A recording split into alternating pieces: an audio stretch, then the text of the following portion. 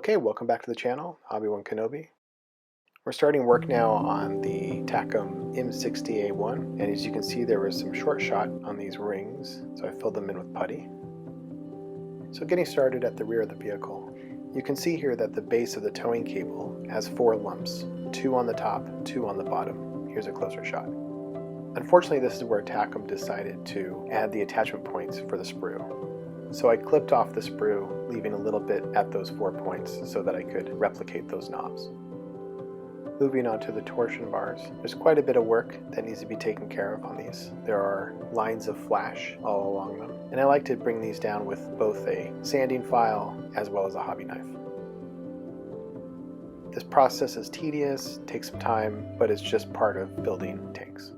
You're going to want to make sure that the torsion bars are on the correct side, with this little tab showing at the top here.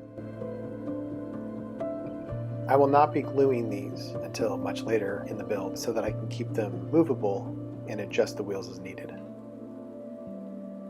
Next up, I'm going to add some putty. There are some parts that haven't been aligned properly, and I'm going to just fill them in with some water-based plastic putty. This is called Perfect Plastic Putty, and this is one of my favorite products for this purpose.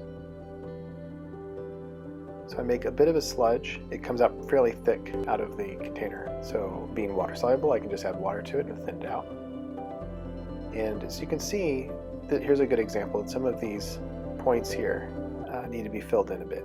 So we're going to take care of that.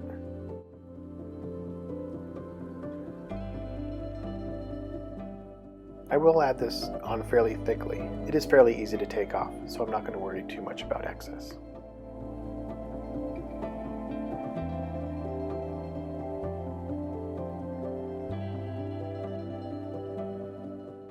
When the material is thinned down, it dries quickly. So after about 10 minutes or so, I'm ready to come back at it with a brush. I could add water to reactivate the putty, and as you can see here, I'm just wiping away the excess. I've never had to sand this putty. I only use it if I'm going to remove it with a brush or a Q-tip. Well, that does it for this video. Thanks again for watching. Please hit subscribe.